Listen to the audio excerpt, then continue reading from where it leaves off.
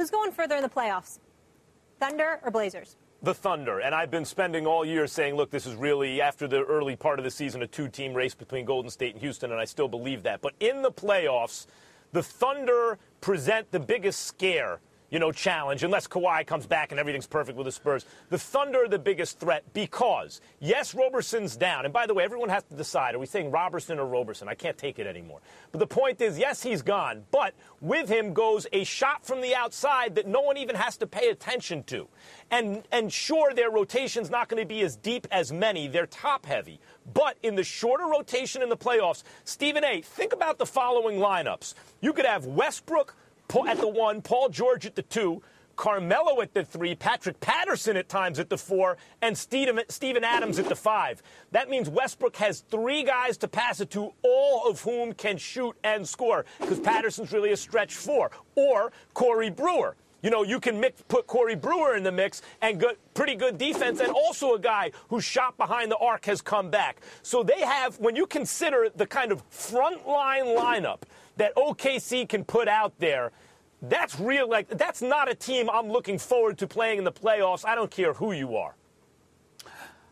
I don't blame you for feeling that way. I sincerely hope you're right, because I'm rooting for my man Melo to be in a conference finals to showcase what he brings to the table, no doubt. But if I go by what I'm seeing throughout this season, I'm going to go with Portland in this particular situation as the team with the potential to make the kind of noise, because I think guard play is what catapults you to success on the NBA level. And don't get me started with this brother Damian Lillard. By the way, also shooting about 91% from the free throw line. He's the modern-day Mr. Big Shot as far as I'm concerned. We know the numbers in terms of averaging 26 a game, what he's doing from three-point range, his ability to get to the hole, make things happen. But I can't emphasize enough what Neil O'Shea, the GM, and the coach Terry Stotts has done, because they've got balance. Yeah, you only got 3 guys averaging in double digits, Max, but they got about another 3 dudes or so averaging better than 8 points a game. Knowing what their roles are, a couple of defenders, a couple of guys to come off the bench, spell for you, run the show, make sure you don't lose anything. You got a kid like Shabazz Napier. He's only averaging like 9 points a game.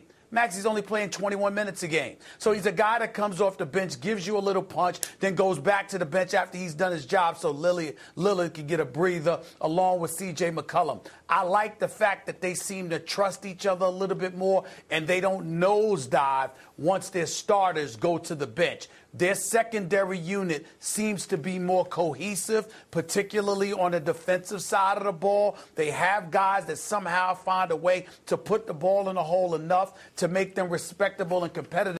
They're not the Oklahoma City Thunder, where you got these starters who can beat anybody. And then the second you go to their bench, they fall like a bag of cheap bricks, for crying out loud. That's your problem with OKC. I don't think that's a problem with Portland, which is why right now I think Portland would be the team that looks like it has a better shot of being a threat in the West than OKC.